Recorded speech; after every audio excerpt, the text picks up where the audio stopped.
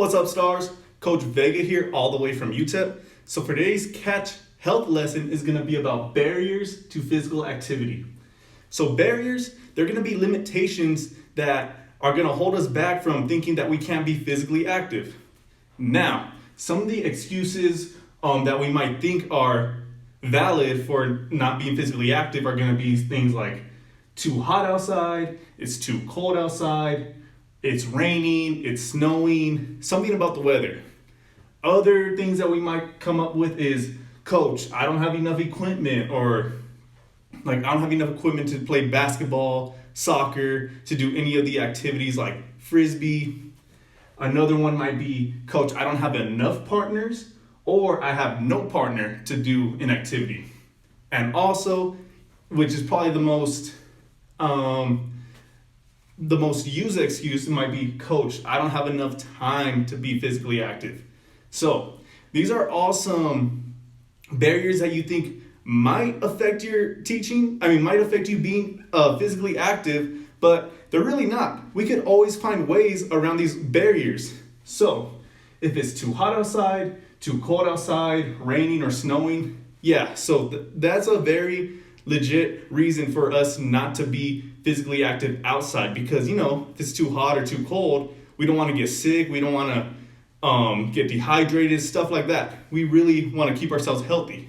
So we can do physical activities inside, such as, say, yoga, we can dance, we can maybe play tag with our brother and sister inside. Of course, if you have open space, you can play with your dog. You can do something inside, like a bottle workout. I know I've shown you these. Monday, we're going to do some bottle workouts, shoulder press, pressing for your chest muscles. You can do some squats. You can do some of our push-ups that we do in our warm-ups. You can do some sit-ups, something that's going to get your heartbeat up and get you working, breaking in a little bit of a sweat. Now, Coach, I have no equipment.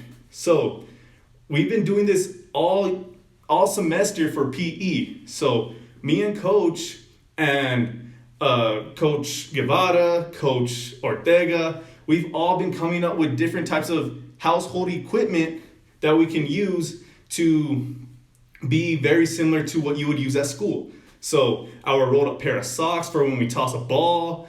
What else do we use? We use, just last week for our ultimate frisbee, for our flying disc, we use puck holders, we use the Tupperware tops to use as frisbees, we use pieces of cardboard, some mail. There's always a way that we can use a household item as equipment. You just gotta be creative, you gotta be smart in the sense that, okay, this item isn't gonna break a household item, like say a lamp or something in your house. It won't break anything.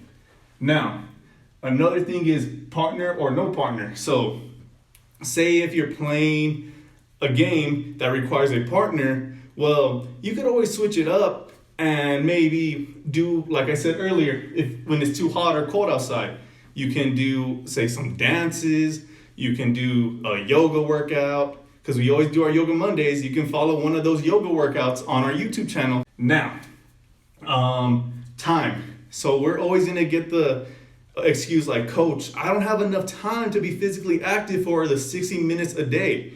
We all have time, class. You are at home, so during your, say, before you come to school, like in the morning, you can do maybe 15 minutes of, some walking, playing with your dog. You can do some push-ups, you can do some sit-ups, something that's gonna get your heartbeat up for just 15 minutes. Then during lunch, say you have some extra time on your hands during lunch, you can do another 15 minutes of some physical activity. So right there, that's 30 minutes. Now, after school, you do another 15 minutes of a physical activity, like the ones I mentioned earlier. And then say maybe an hour later or 2 hours later, you could finish off with your remaining 15 minutes to get your whole 16 minutes of physical activity. So you're gonna be doing 15 minutes in the morning plus 15 minutes during lunch.